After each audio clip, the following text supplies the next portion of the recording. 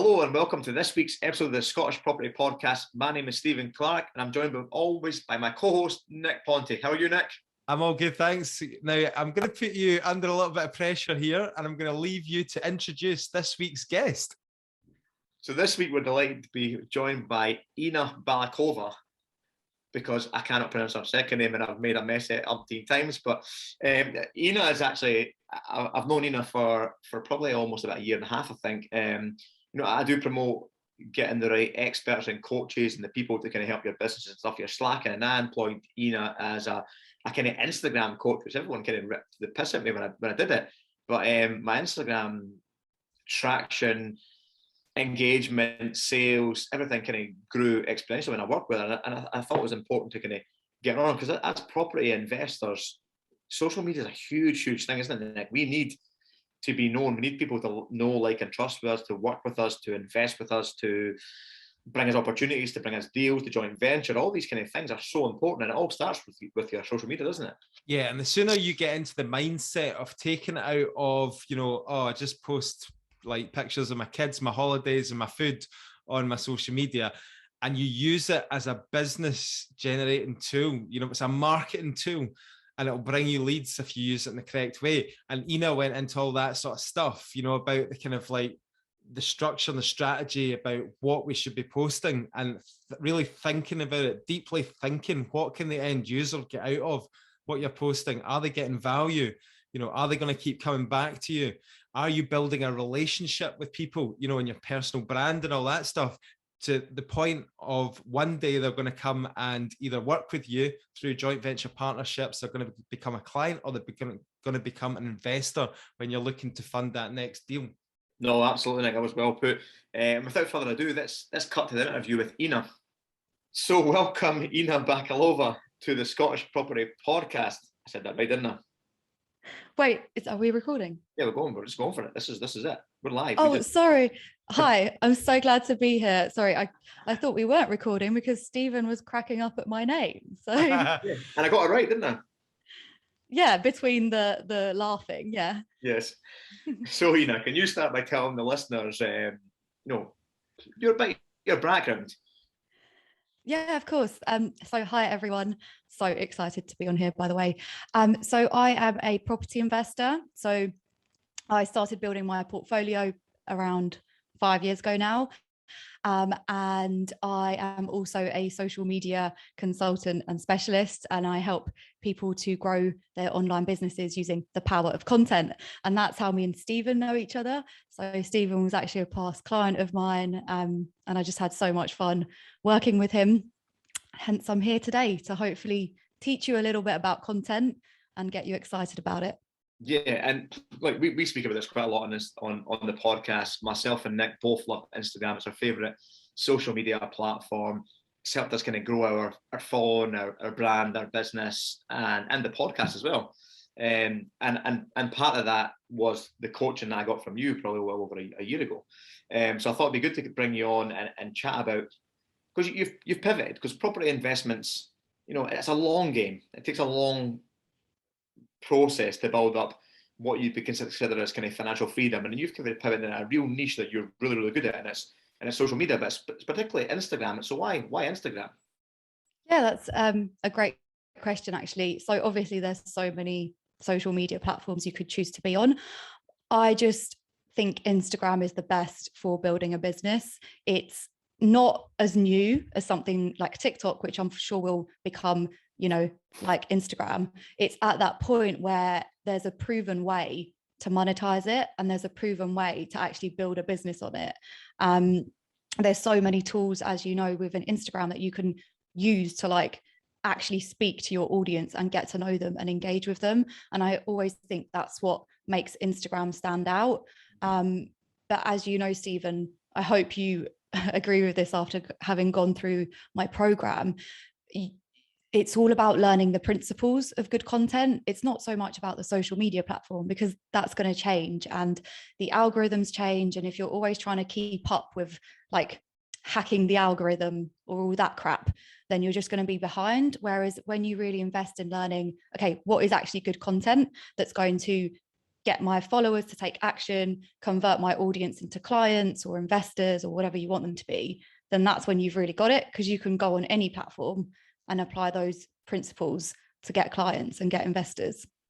No, absolutely. And let's face it, as property business people, we need social media. It's such an important part of our growth and our journey. I mean, we could sit there and we could start with a pot of cash and we could start building our own portfolios, but at some point we're going to run out of money. We're going to have to try and attract investors. We'll have to try and attract deals, attract clients, credibility, depending on what your trading business is in property. So it's hugely important, and it's like I'm glad you touched on that as well.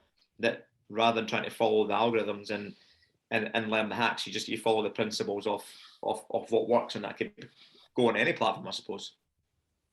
Yeah, definitely. But I mean, how have you found Instagram, Stephen? Because I know you've had great success with it.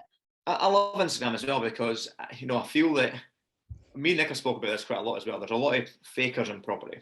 There's a lot of bullshitters that will come out with the nonsense, and I think that you can be very authentic on Instagram, can't you? You can showcase your true self and what you're actually doing, and not just talk about, not just construct some LinkedIn bullshit post, that makes you look like you're doing stuff. On Instagram, you can be sharing stories, share content constantly, posting up where you're up to, what you're at, and your audience will kind of buy into you and what you do, and in real time. So I like it for that. Nick, you like it for that as well, don't you? And your TikTok dances. What I was gonna say, well, yeah, I've kind of veered away from Instagram. I've kind of neglected my Instagram lately because I'm so excited about TikTok, but that's another thing altogether. Do you do TikTok as well? Do you coach on TikTok? So I've recently started TikTok. I don't coach on it because I'm very much like I have to prove something before I teach on it. Yeah. But I will say that it's very similar to Reels, and I love Reels. So I'm really excited about TikTok. Yeah, no, I'll find you on there, Nick. Definitely, you'll be like, oh my God, what is he all about? So no, I was interested in this whole, bullshit stuff, because I find it like amazing how people get sucked in by people that are just spouting bullshit, a lot of these gurus and all that. So if you get any tips for the listeners about how you can sniff out the bullshit, or how can you gauge, that people are actually authentic? Is there anything that you would say? Yeah, that's a wonderful question, and something that I've kind of worked through myself, because so at the minute I brand myself as I guess like an online business educator / coach, but I've never been able to outwardly call myself a coach, or I didn't for a long time, because I was so just hated the stigma, I guess, that it had. And I realized that actually came from property, because of the property education scene that I'd been a big part of. I just realized that actually there's bullshitters and fake gurus in every industry that you're in.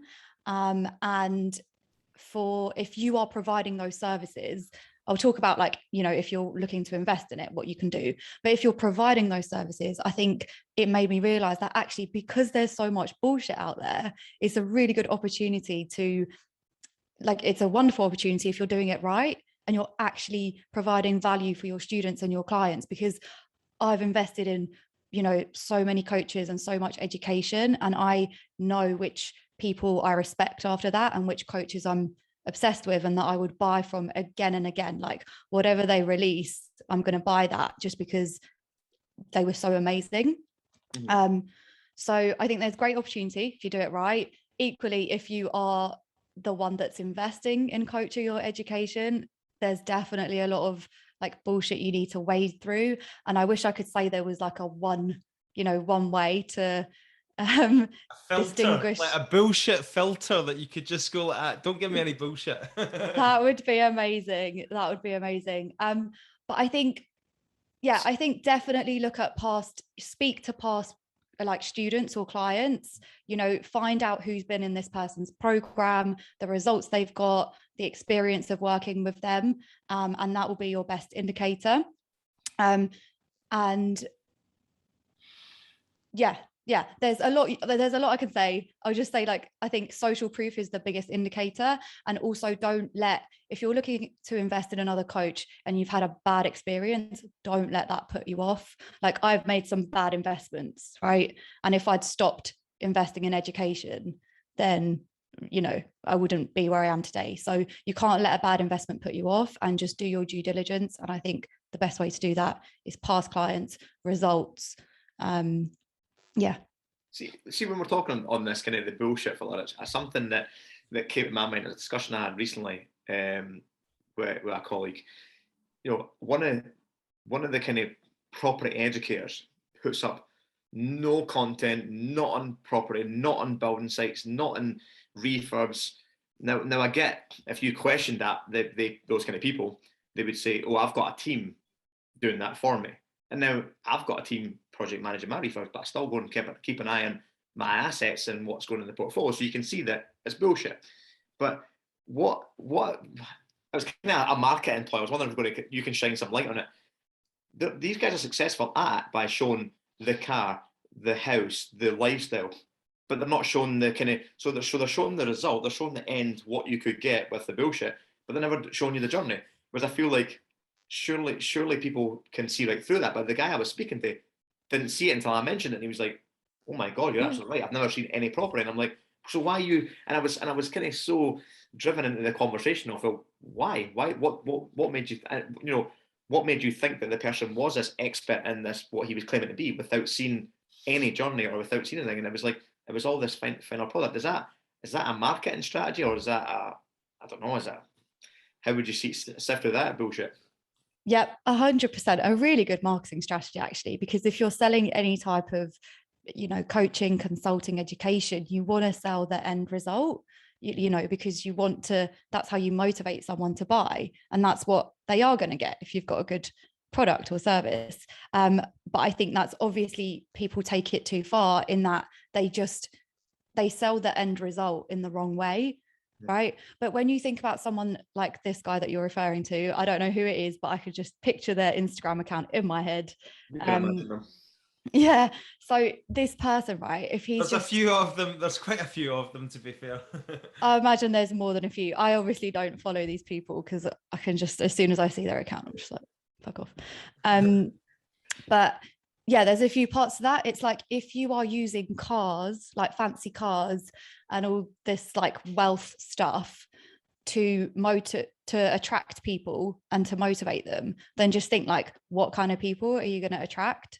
And I always say, like, be the kind of client you want to attract. So if you're talking about, like, you know, how to become a property millionaire in a week, then you're going to attract people that want to get rich quick. And it's like this cycle, right? So yeah, there are a lot of CD trainers out there, but at the same time, consumers, we just want the quick wins. So that's why it works, Stephen, like, because there are people that fall for it. So let's touch on that. Let's start at the beginning then. So how could you give listeners tips on how to be authentic online? Yeah, I think you do that amazingly well, because you've just said, like, people talk about, they'll display like the end result, but they won't talk about how to get there. And I think you do that well because you're active in property. You're actually doing what you're teaching and you're showing the journey as well. And I think that's really authentic. If you're not showing the whole thing and you're just like this guru that's selling the end result, people don't relate to that because people are struggling, right? It's a challenge and people are wanting to overcome that challenge. So if you actually share those challenges that you're overcoming, then people resonate with it. I think a big misconception, and maybe this used to work, which is why all these gurus exist, but a big misconception is that you need to be perfect to build an audience, and you need to, you know, be on a pedestal to have people like coming to you. But actually it's completely false. Like, if you're, you know, they say vulnerable, I guess, if you're actually showing the journey and you're showing the realness of it, people are going to connect with that a lot more. And I think that's the trend as well. Like, people aren't connecting to these aspirational figures anymore on social media. I guess it really depends on an individual, right? Because like, I see Stephen's stories, right? And see when he walks into his commercial building that he's doing at the moment, and he's got this big old building that's causing him loads of headaches, and he walks in there and he does a story and he points the camera at a puddle of water that's leaked from the roof, you know, and you can feel his pain. I can just feel his pain. I'm buying into that. If I'm going to pay money to go and get taught property by somebody. I want to go with somebody like that who's been there and felt the pain and knows the struggle. So I guess it really depends on the individual, because if I see somebody who's driving about in a Ferrari or a Porsche, a Lamborghini, and living it up in the south of France, with a laptop lifestyle, because I know, maybe it's because of my age, because of what I've done already in life, I know that it takes fucking hard work to get to a point of success. You don't get anything in this life just handed to you. You're either born rich and you get passed it down, or else you have to fucking work hard for it.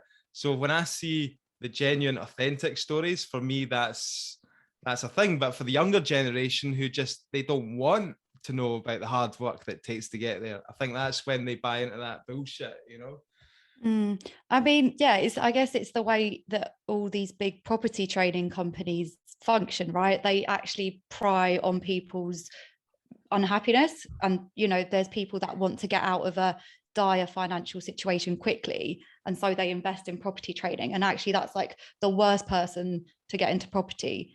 Someone who's already got debt, I'm not saying it's impossible, because I'm one of these rare people that bought my first investment at like no money down in the southeast.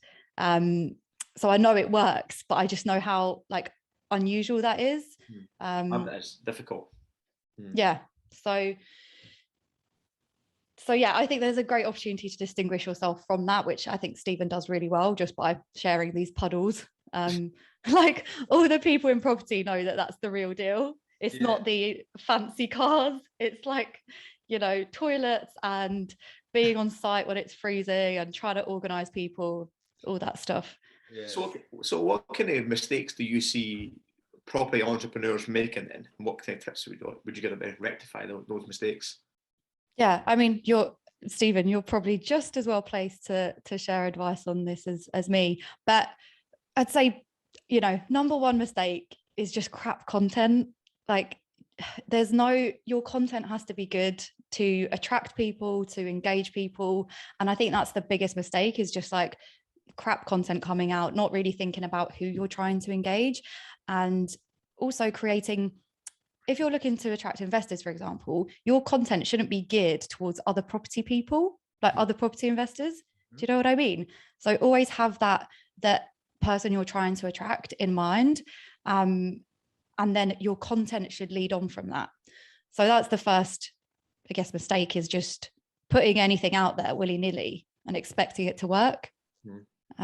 Nick, did you have a question? Oh no, sorry. I was Sorry. actually just itching my foot that you can't see in the bottom. Oh, okay. But it's all right. I can jump in there, because I can totally resonate what you're talking about there, because I've often had to shake myself a little bit and think to myself, where am I going with this social media stuff? What is the point, and why am I putting so much effort into it? And you've got to, like you say, what's your end goal? What's your target market? What are you trying to achieve here? Are you trying to find deals? Are you trying to find investors? If you're trying to find deals, then you're not going to be putting out, information about, how to invest in property. You're going to be like, how can, somebody sell their property for cash fast or get a good deal or whatever it is. Do you know what I mean? So yeah, that's really good advice. Mm-hmm. So that's I'd say the top bit of advice. And obviously it's easier said than done. I think people just expect to just learn content and online marketing just by Googling, but I see it as it's another part of your business. So if you want to get good at it, invest in learning it, whether that's through books or a program, whatever that is, because it's going to apply to other parts of your business, not just social media.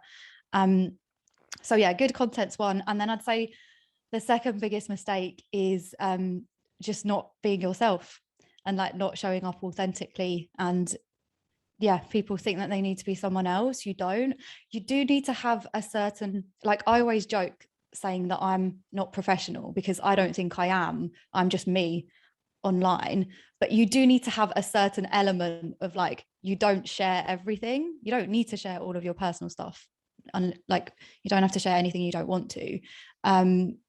But you also don't have to be this like super corporate person that doesn't really have any personality, because like no one's going to engage with that.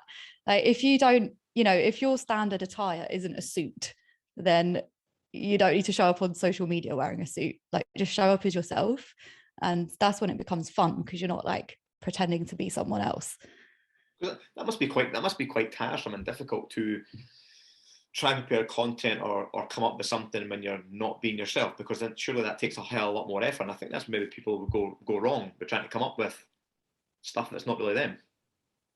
Yeah, and I think putting yourself out there is actually like quite a big thing. It's hard enough anyway, because one of the biggest things that stops my clients from actually getting results with social media and holds them back is because they're scared to actually put content out because of how they'll be judged. So that's another thing that we work on in my program. And usually I find that you remedy that by changing the type of content you're putting out. When you're putting out valuable content that isn't really about you, it's more about the reader and the person you're helping, then it stops being so kind of feeling so weird, because you're providing value and people love that.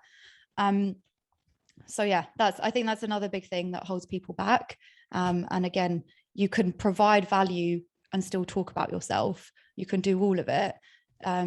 Just need to learn how to do it, obviously. So the listeners were looking to try and come up with kind of compelling content to attract the right people they're looking for. Where would they start? Where would they kind of, I'm assuming we're going to start with the end in mind and talk about who you're looking to talk to. How would you break it down? Definitely. So who you're looking to talk to, always start with that, and then work backwards. So literally the frequently asked questions. Like if you're around these people, say you're looking to attract investors you've spoken to, what questions have they got?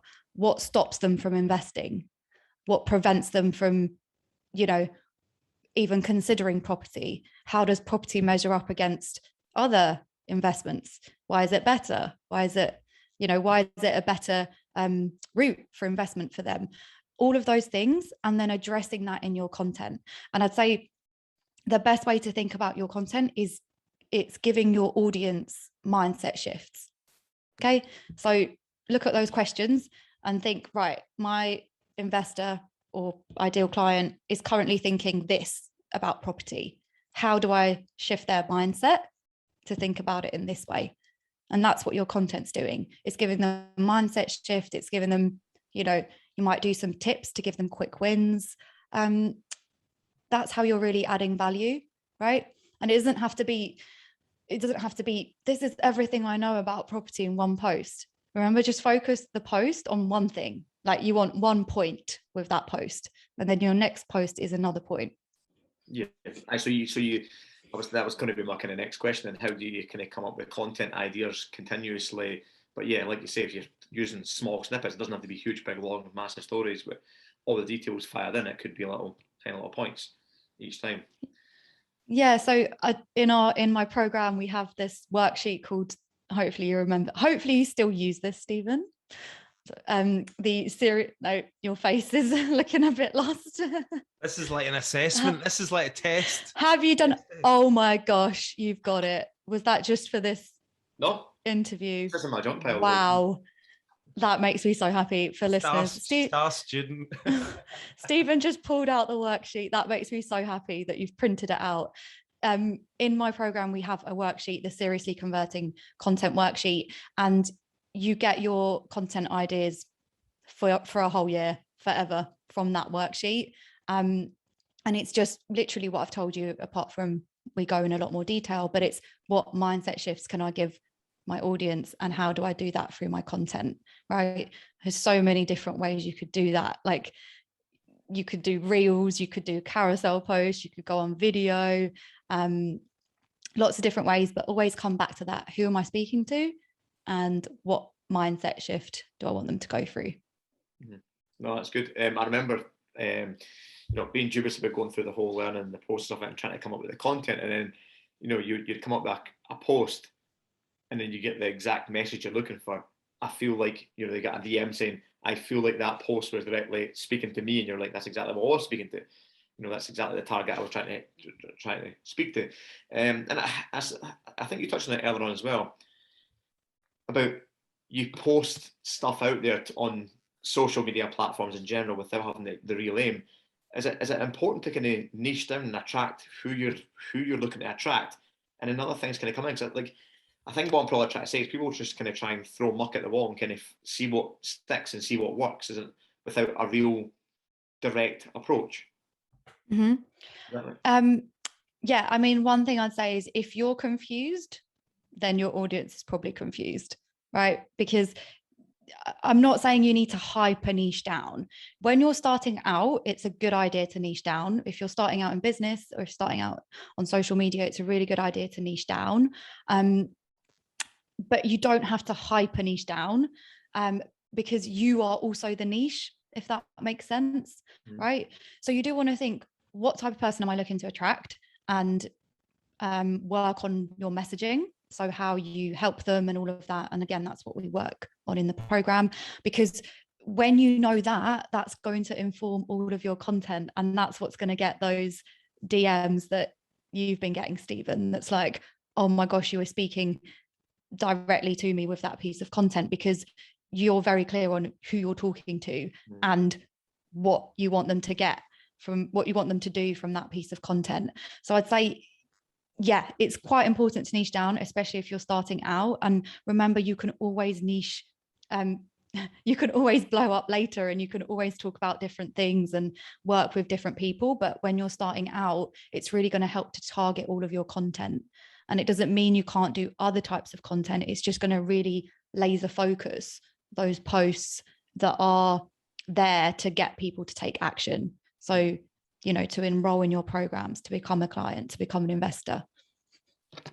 One thing I've learned over the years, right, with the posting on social media is that what you think's like important, or what you think people might like, is not necessarily what will do well in terms of the engagement. So like a prime example of this is like pictures of your kids, right?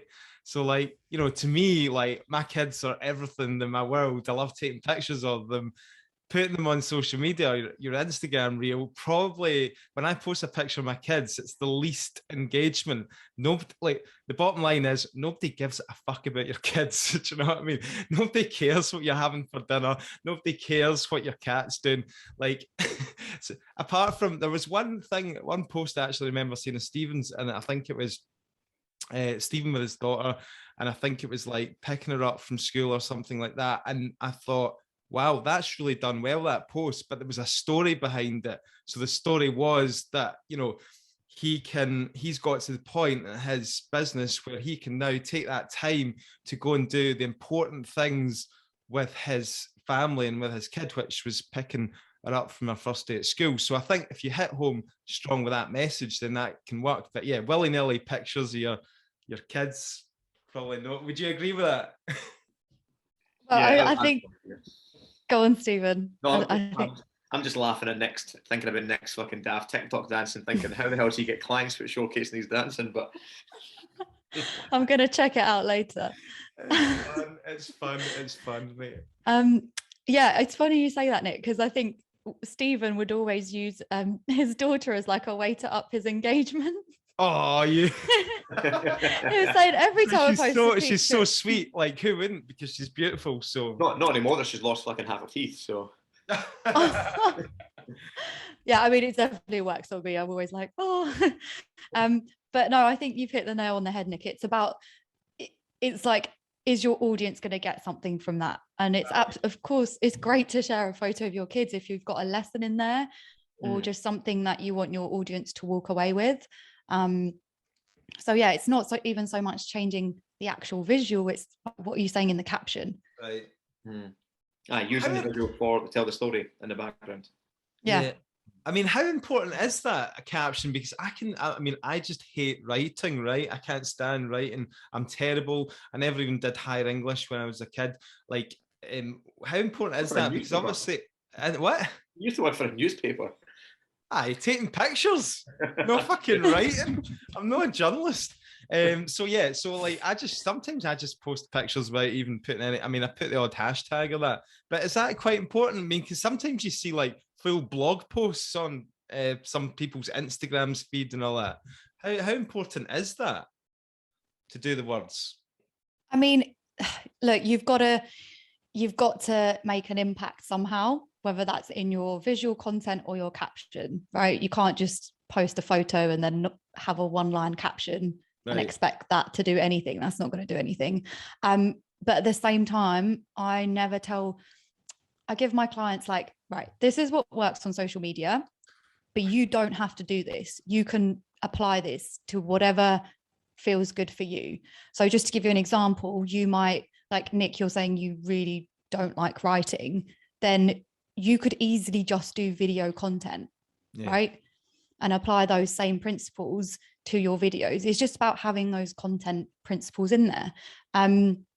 Equally, if you hate being on video, then you could do these long style captions because that's what you excel at. So I'm not one of those people to say, like, for example, at the minute, reels are the best way to grow on Instagram, to grow organically. But I would never say to my clients, you have to do reels, because like most of them are like, I don't have time for that. I don't want to do that. I don't want to dance, on camera, which is fair enough. So it's just all about finding something that works for you, that you can be consistent at. Like that's a big thing that we worked on, is like, you have to be consistent.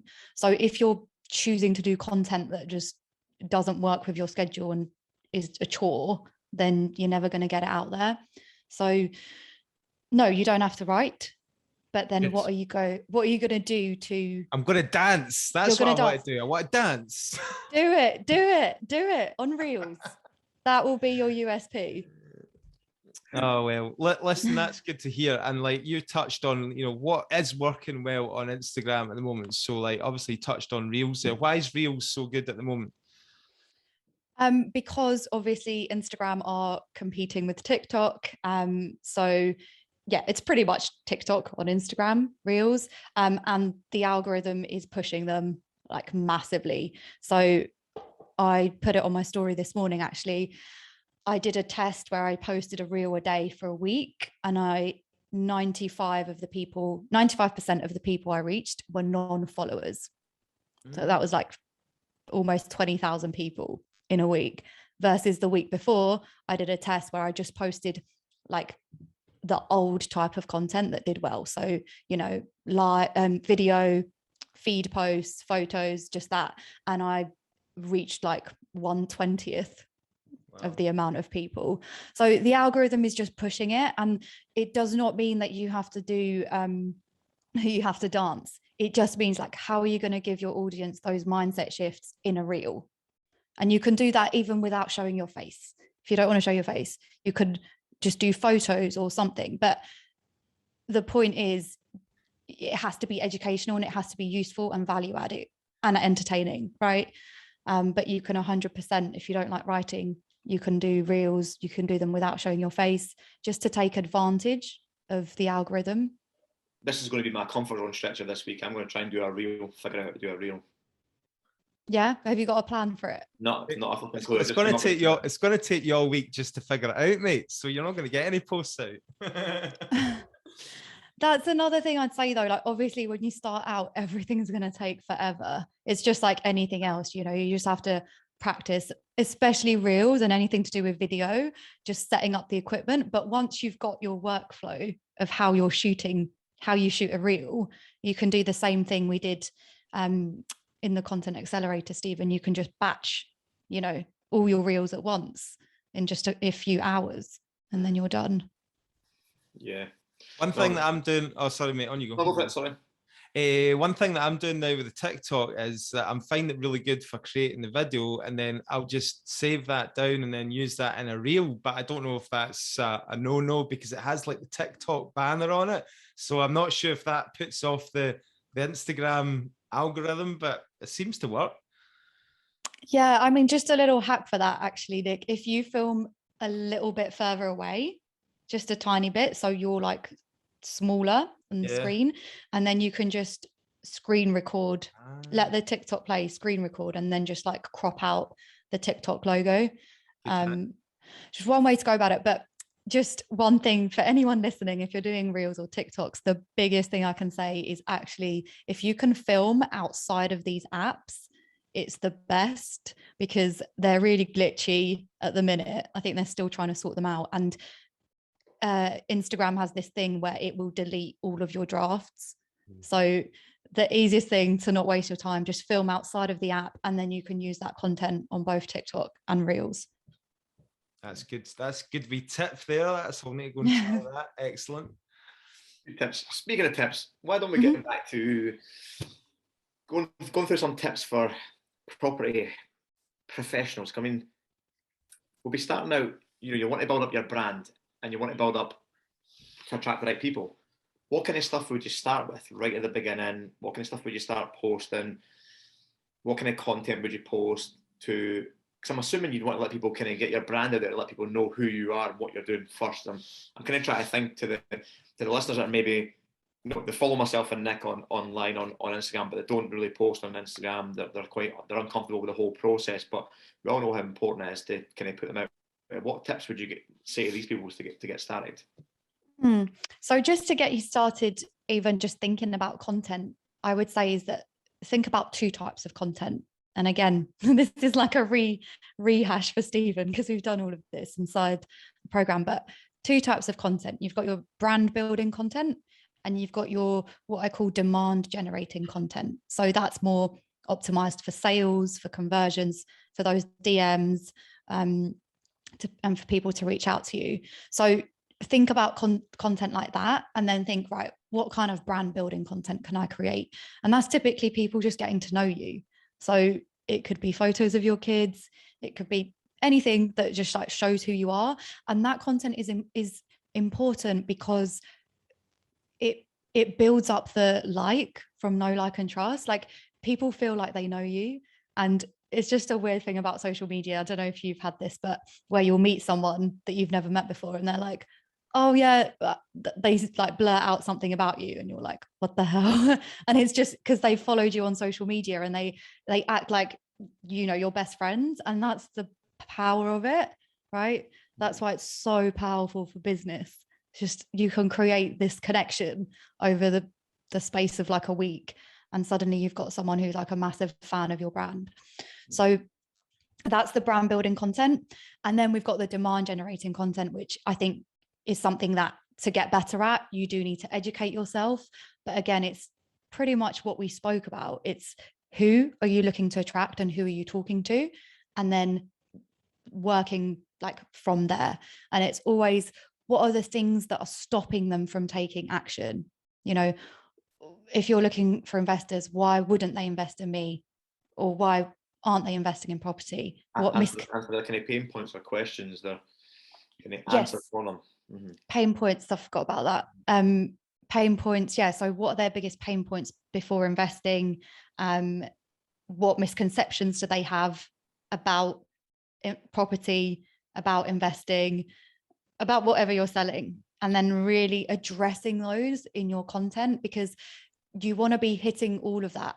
The way I picture it, right, is imagine like a what's it called? A colander. Yeah. A colander, right? You guys look confused. You don't cook at all, do you? A colander? What? That's... Yeah. Okay. Let's use a sieve. A sieve. Everyone knows what a sieve is. So your audience's minds are like a sieve at the minute when they think about whatever your service is, when they think about investing in property.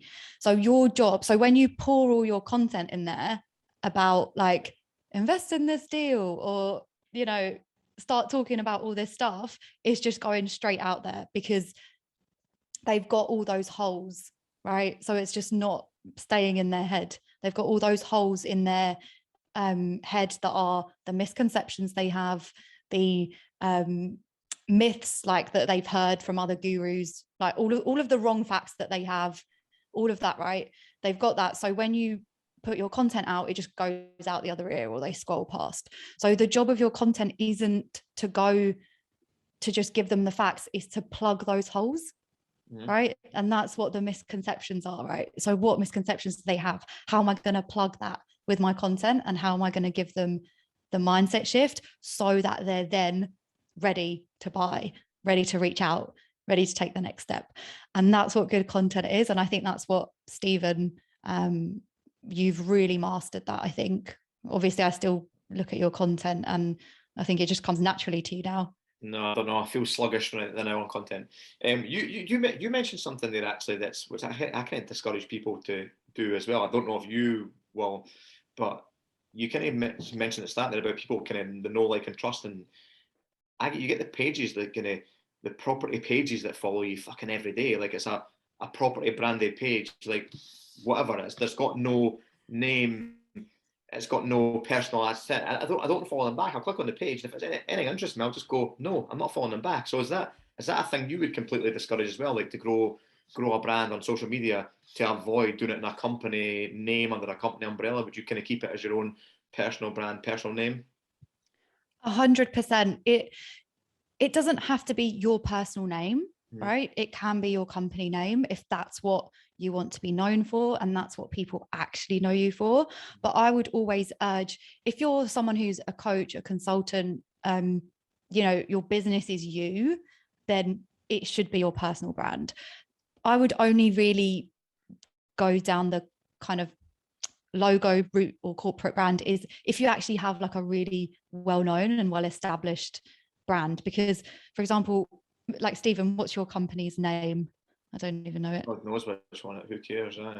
Okay, let's just say it's He's got Scottish... about 5 different companies, like 8 companies.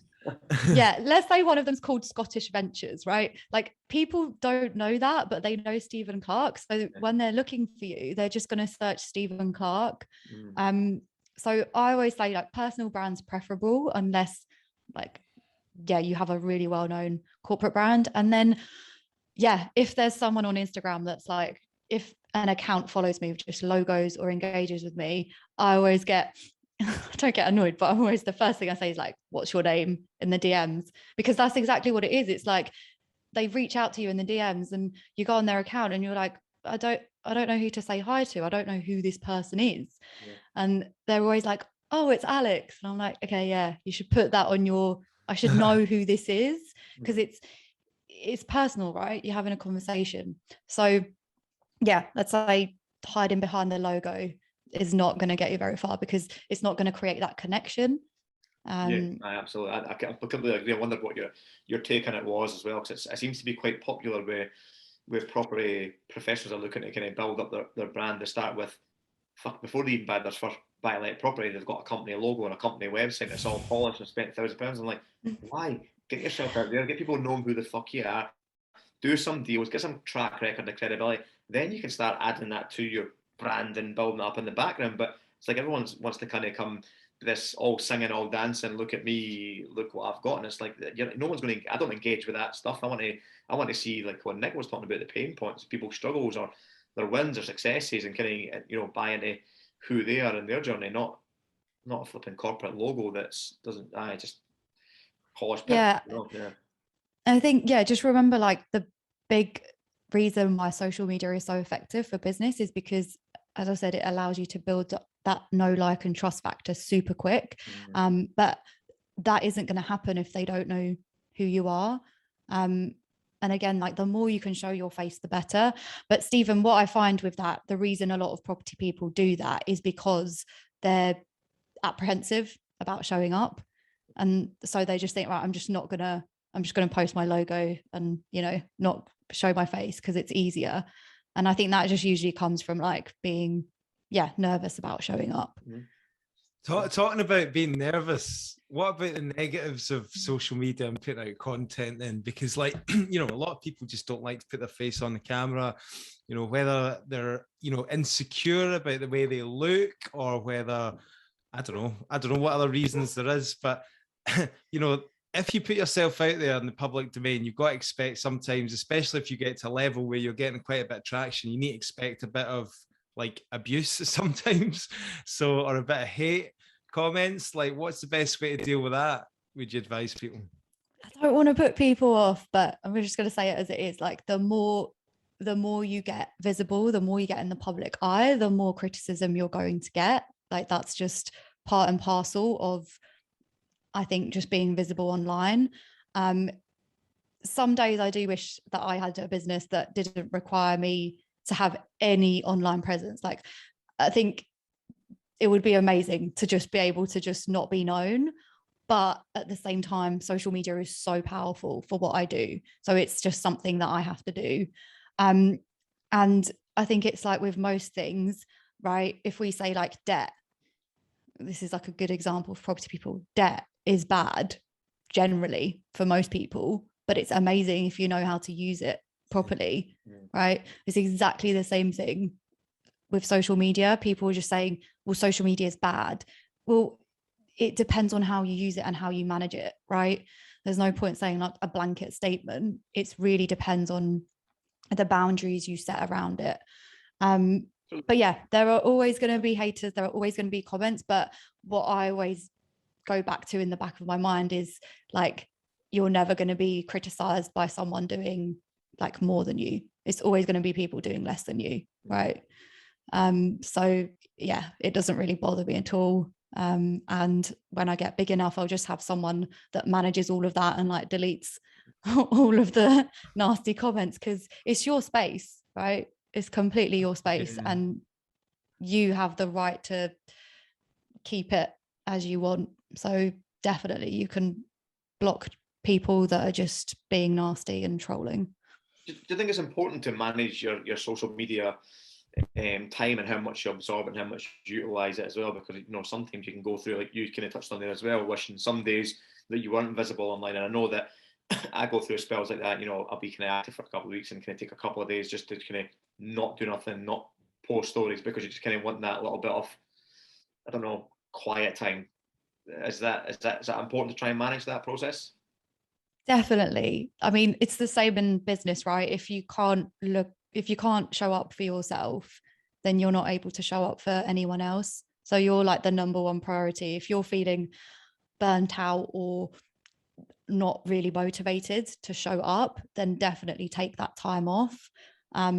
Yeah, you do have to be consistent, and you are consistent most of the time, but there's going to be times where it's just not feeling good. So it's very important to just take that time off, understand like, why isn't it feeling good? A lot of the time you're just in a funk. Like you just need some time away to get creative again with your ideas and like what you actually want to use the platform for. And I always take it back to that, like, why am I doing this? It's to promote my business and to help more people start an online business. Like that's my big why. So when you kind of step back and get rid of all the like trying to get more engagement and trying to do this and that, and actually just remember, why am I here? Then it's easier to go back and to show up fully. It's funny because I had quite an epiphany last week of that. It's something you just said there. When you kind of understand that you're doing it to provide phenomenal value, it does kind of motivate you to do more. I had a bit of a lull recently, and I was coming back down from Aberdeen last week, and I was listening to Grant Cardone's "Be Obsessed or Be Average." It's one of these books that kind of always seems to kind of get me back in the zone, and it was talking about sales, and something that I'm probably the person he's talking about, going hate sales, hate doing this, but it was like you tell yourself that story, and then when I realised. When I kept listening to the book and I realised the successes that I've been having from the clients I've came off the watch, I'm like, why am I not shouting about this? I am the best fucking property trainer provider out there, bar none. I know it. Look at the results that all these guys are taking. I am the cheapest. I fucking shouldn't be. I should be out there shouting about it. And it gave me this fucking buzz to start going 10x, baby. And I was like, do you know what? I was like, I started to get more creative and thinking about content and stuff I wanted to put a bit. It was based on you're holding people back by not buying into your services, because that could change people's lives. And then when you thought about it from that point of view, you thought, shit, I need to do more on social media, not less. Yeah, I mean, whenever I'm in a bit of a funk, actually, I have a folder on my phone and I go back through like all of my students' results and just like my testimonials and the results they've got from working with me. And I'm like, this is why I'm doing this. And it just makes me feel better. So yeah, I think that's an absolutely great way. Just remind yourself of what you're doing, especially when imposter syndrome comes up, which it does a lot when you're promoting your business. Like it comes up a lot. So always go back to like, why am I doing this? And all this amazing feedback I've got definitely helps. Oh, that's good. Yeah. You've gone down in my estimation, Stephen. Now listening to Grant Cardone, man. Oh, he's just Grant Cardone. I can't stand him. I can't stand the guy. I can't either. each to their own. And no, just going back to the hate comments. I was actually just looking up some comments there on my TikTok. Actually, fuck that place. Yeah. That place is brutal. I'm telling you. For hate, I don't know what it is, whether it's the demographic, the younger ones, and they don't give a shit. They just like piling in there with the abuse, but they all hate me, and they're all coming in with stuff that I've got a thick skin, right? I've got a really thick skin. Nothing really gets to me too much. But there was one comment a guy came in with, and it was related to my teeth, right? Because I've got quite big teeth, as you can see. And it was something I was actually being quite insecure about as a kid, because I used to get bullied for like, I used to have like Bugs Bunny teeth, big buck teeth. But this guy said to me on TikTok, I found the comment. He's like, you should show us how to chew an apple through a letterbox with those teeth.